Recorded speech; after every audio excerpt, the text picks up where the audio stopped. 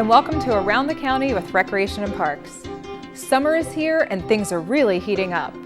In this episode, we'll show you how to keep the kids occupied all summer long. We'll check out the new boat ramp at Fort Smallwood Park, and we'll get some important information about preventing and treating your sports injuries. Let's get things started with our At Play segment. Summer is my favorite season and a favorite for lots of kids. This summer, we have so many choices to keep your kids busy and having fun throughout the county. In fact, we have over 50 different summer camp options, from day camps and summer fun centers to specialty camps like dance, sports, art, and engineering, and everything in between. Recreation Supervisor Jackie Herman is on hand to give us the scoop on all these great camp options. Hi, I would like to thank you for letting me talk about all the wonderful opportunities we have for the citizens of Anne Arundel County with Recreation and Parks this summer. We have things that can occupy your children from the time they get out of school till the time they go back. We have summer fun centers that operate in the community schools Monday through Friday for 7 weeks. See our program guide for the specific locations. We also have programs with school-age childcare at various locations throughout the county as well, which operate in 1-week sessions. Then we can move on to our teen camps, which are very exciting for middle schoolers up to young high schoolers. They operate out of Crofton Park, Kinder Farm Park, North Arundel Aquatic Center, and Quiet Waters. They go on trips every day. These kids are busy 5 days a week. Culminating activity every week is a trips similar to Kings Dominion, Hershey Park. This year we're taking them to Jolly Rogers in Ocean City, so that's new this year, which are very exciting. The kids are busy and have an absolute blast, so please check us out. We would love to have your kids join us. Moving on to more specialized programs, we have our specialty camps, which operate in half-day or full-day capacities with the option for extended care at certain locations. We have arts and crafts with kids art. We have amazing science and engineering activities. For our preschool ages, we have Jump Bunch fitness camps and Fast Tracks Kids, which is they have different educational components to it in science and engineering as well, and that's for 4 to 6 year olds. We also have camps at the aquatic centers, at the North Arundel Aquatic Center in Glen Burnie. We have camps every week right up till the week right before school begins. The Arundel Olympic Swim Center has camps in August, so you may want to check those out as well. And finally, our sports camps operate at the local high schools on the turf fields. We have many, many of those, so that would be definitely something you want to check out individually based on your sports interest.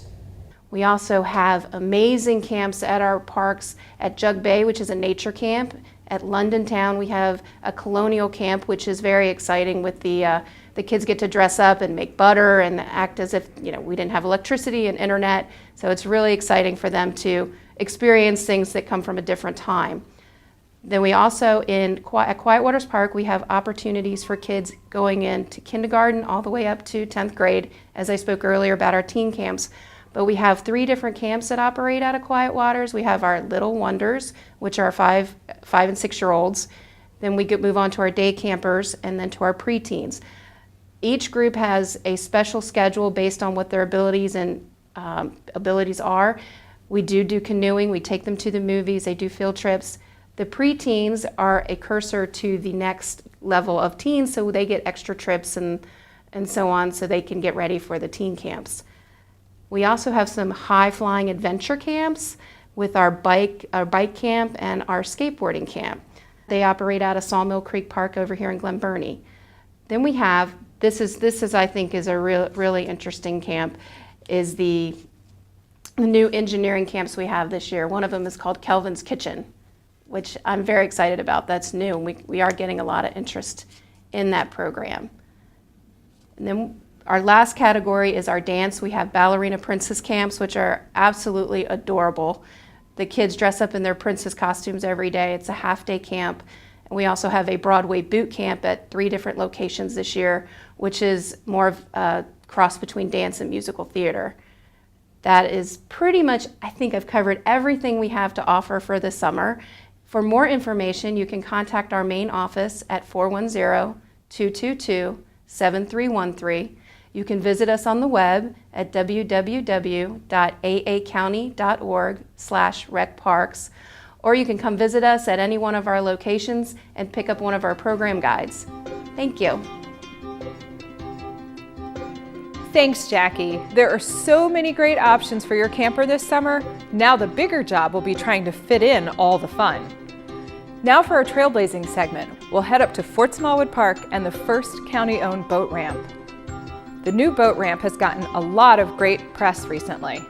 Sarah Gannon had an opportunity to catch up with our Chief of Parks, Betsy LeBrod, to give us a closer look at this great amenity. Thanks, Carolyn. We're here today at the beautiful Fort Smallwood Park and the wonderful new boat ramp that we have here in the county. And I'm here with Betsy LeBrod, and we're going to talk about the boat ramp today. Betsy, thanks for seeing us today and talking about the boat ramp. Can you tell us a little bit about the boat ramp, the hours of operation, and kind of what the plan is when you come in the gates? Okay.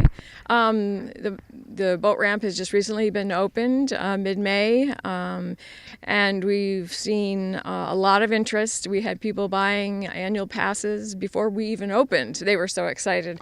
And this past Memorial Day weekend, we really got to see what it was going to be like on a holiday when we had a lot of people. We were lucky. We didn't have to shut down the parking lot. That's been a big fear for us because we have the 46 spaces, and I think Sandy Point hasn't realized yet, and they will be sending people over. But we had 110 launches on just Saturday through Monday, and considering the rainy days we had during the weekend, that was a lot. And we never had anybody have to wait more than maybe 10-15 minutes to get their boat in.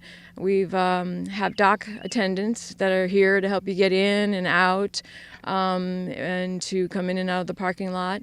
Our hours are open from 5:30 in the morning until 10 at night. That's for the boat ramp only. The parks are normal, dusk to dawn kind. Sure. Yeah, they're and that includes the Bill Burton Pier.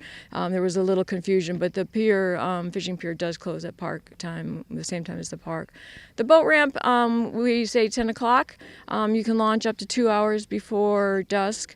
That we wanted to make sure some people had a couple hours to be out there in the evening fishing or just touring around. And at 10 o'clock, when the park closes at 8:30 or at dusk, right now it's 8:30, you can go out on your own. Your vehicle gets the gate open. We do have a ranger on site if for some reason the gate's not working. If you're stuck out there and you're not here until 10:15, you're still going to be able to get home. Okay, good. You're not trapped in Fort Smallwood Park. Just because that last ranger wants to go home and leaves at 10 o'clock does not mean you're going to have to spend the night.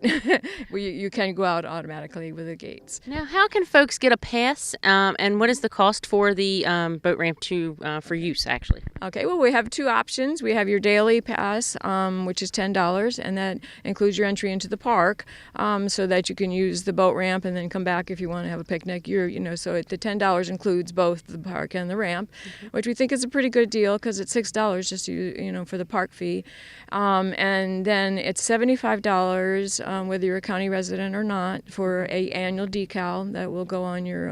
You can put either on your boat or your trailer, and that gets you in for the rest of the season, and we are pretty much open. The only thing that would stop us is snow or ice.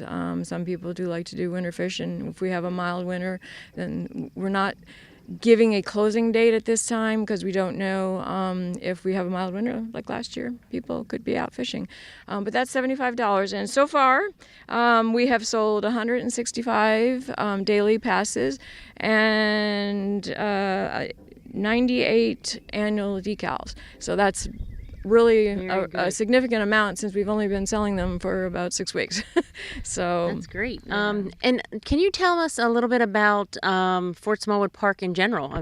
Sure. The park is growing by leaps and bounds now. We've had so many people come in that walk and have been walking in this park for 10, 15 years and stop and will tell us that they just love what's happening to the park. They like, of course, the ramp.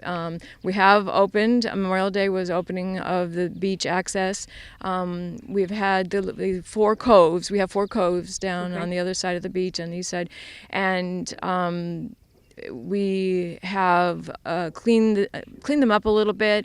We do get a lot of pushback from Baltimore City. They open a Conowingo Dam. We get a lot of things that kind of float up, and we'll clean it every morning. We rake and we get the beach ready for the day.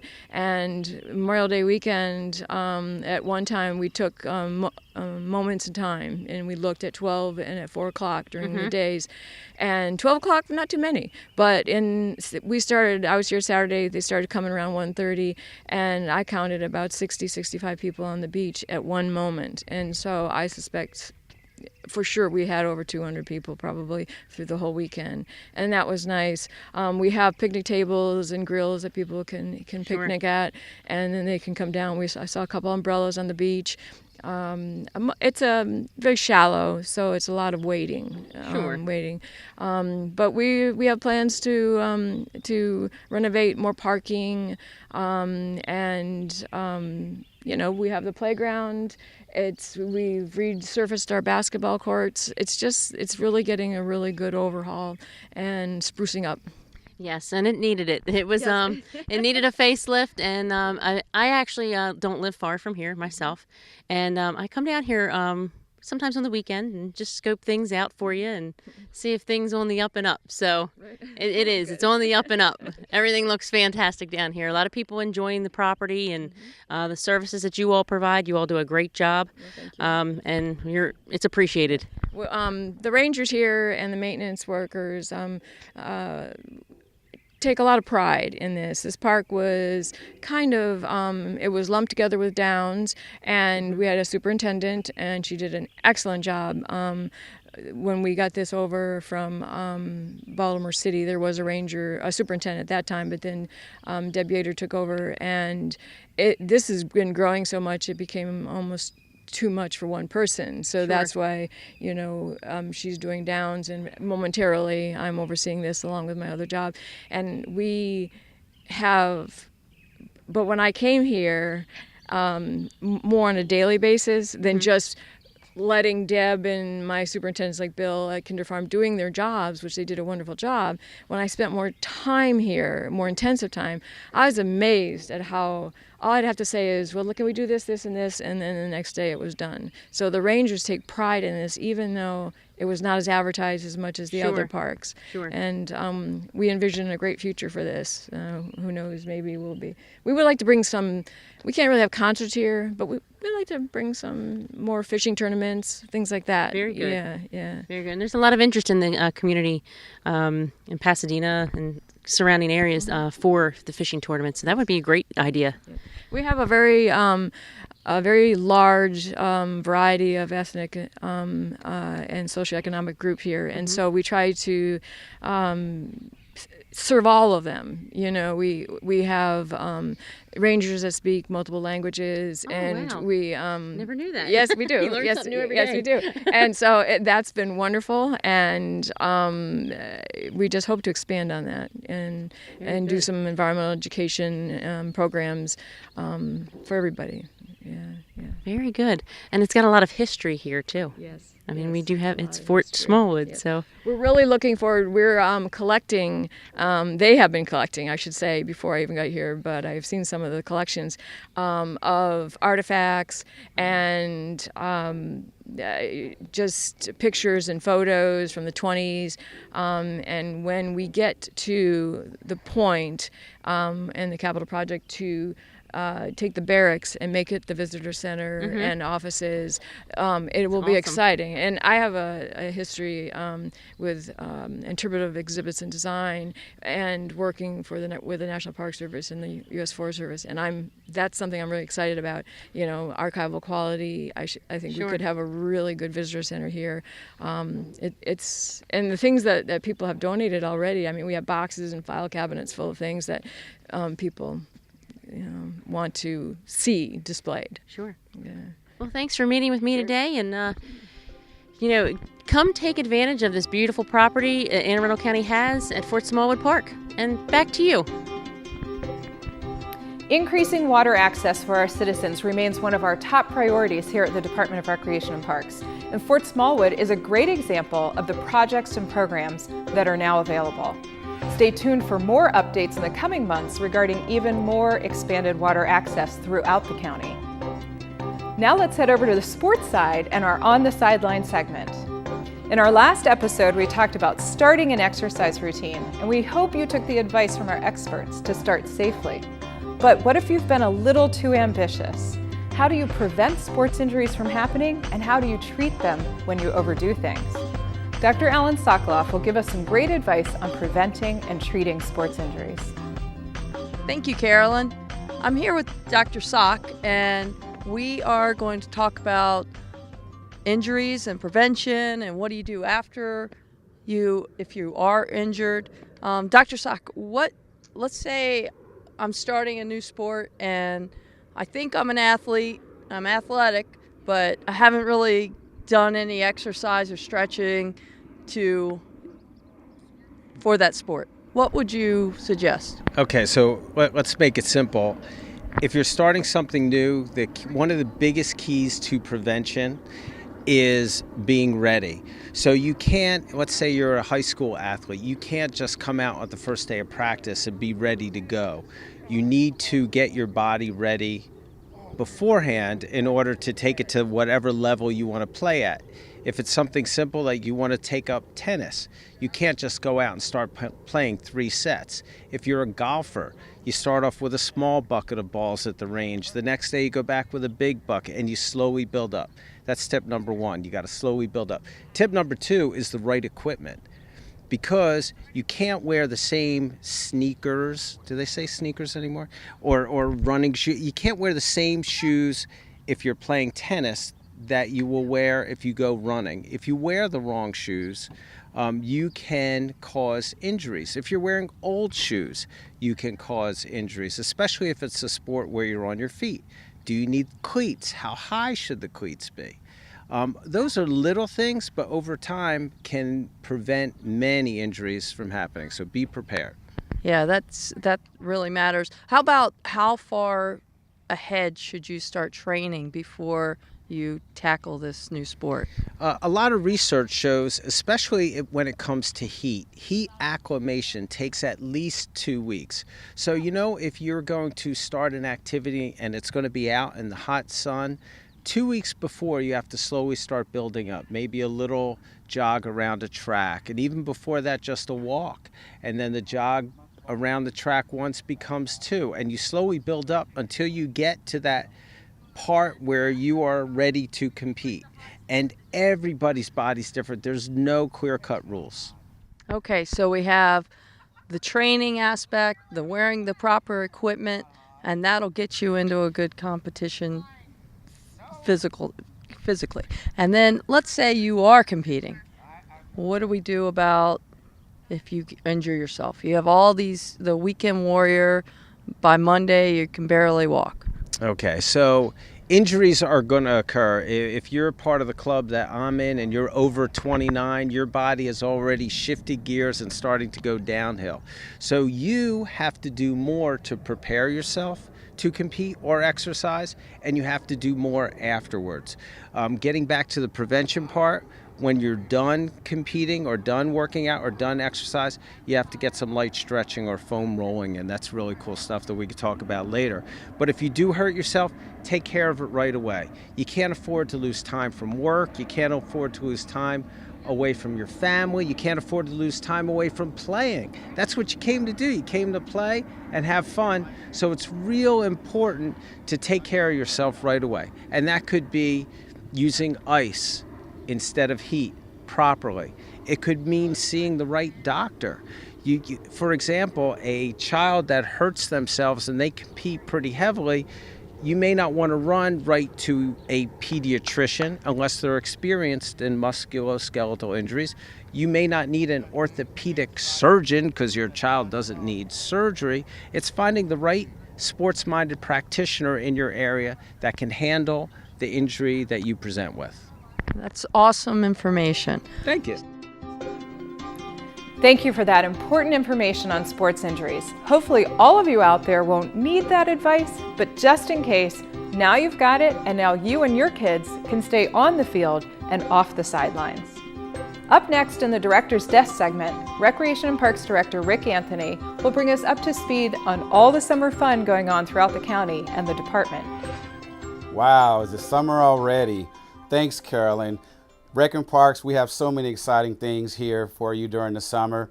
I know we talked about Fort Smallwood and the boat launch there, and what a great amenity that we've had for the county. I think over 600 boat launches to date. We're certainly excited about that. And the beach now, we didn't talk a lot about the swimming beach, but County Executive Steve Shue made that a priority. And we're certainly excited that people are coming out and enjoying the beach. No problems with parking, no problems with traffic. And I think we were averaging over 165 people a day just coming out and enjoy the water. So we're looking forward to continuing his initiatives as we plan, engage the community, and very, very thoughtfully talk about the new amenities, opening up water access, opening up our shorelines. Water access is certainly not all that we do here at Rec and Parks. We have our normal concert series at Quiet Waters Park and Downs. Please go to the website and see the schedule. Come out for a free concert. Enjoy the beautiful weather and enjoy the great performances that we have there. Also, another exciting thing, just to bring us back to Fort Smallwood, is that now that the ramp is done and the beach is done, we are bringing back our sprint triathlon, which supports our Rec Ds for special needs. So come on out. That will be September 25th, and I believe you can sign up today. So get signed up, get involved with all the exciting things that we have here at Rec and Parks. Thank you. At the Department of Recreation and Parks, summer means family, friends, and being active and outdoors. We hope this episode has given you lots of great ideas to get out and have fun all summer long.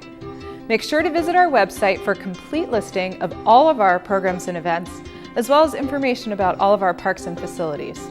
And make sure to stay tuned for the next episode of Around the County with Recreation and Parks. Until then, keep moving, Anne Arundel County.